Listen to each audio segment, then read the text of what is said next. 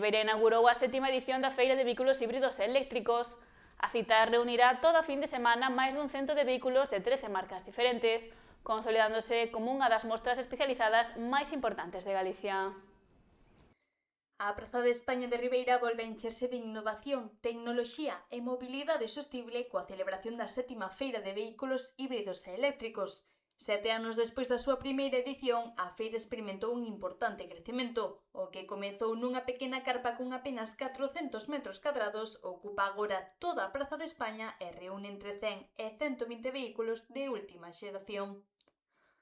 O que hai, como decía Pablo, é que alabar pois que esta sexa unha cita pioneira na nosa comunidade autónoma, unha cita ademais consolidada logo de 7 anos crecendo, porque o que empezou como algo pequerrechiño, pois agora ten aquí máis de 100 vehículos para poder ver, disfrutar e, sobre todo, eu o que creo é que hai que animarse a comprar. Polo tanto, creo que iso tamén é un compromiso do Concello de Ribeira que mostra pois que estamos comprometidos, valga a redundancia, pois con esa mobilidade sostible, con ese respeto co medio ambiente tamén.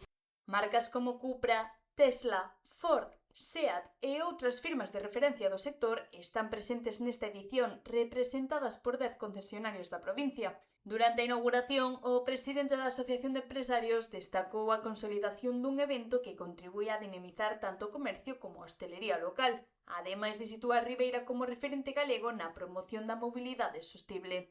Agora, a día de hoxe, estamos orgullosos de ter toda esta plaza chea de coches. Sabemos que con isto dinamizamos igual tanto Ribeira, os sectores de hostelería e comercio.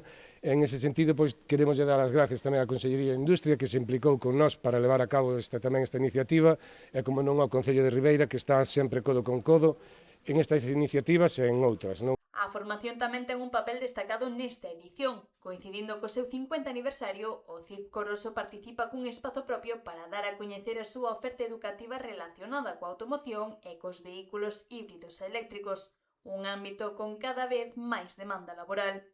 Aquí no CEIO de Coroso hai hasta 124 plazas do sector da automoción, tanto de grado básico, grados medios, grado superior, e que existe un curso de especialización e como o seu nome indica, especialización en vehículos híbridos e eléctricos que encaixa perfectamente con esta mostra. Dende a Xunta de Galicia puxeron en valor a importancia da electrificación do transporte dentro do proceso de descarbonización da economía, lembrando que o sector representa preto do 40% do consumo enerxético da comunidade.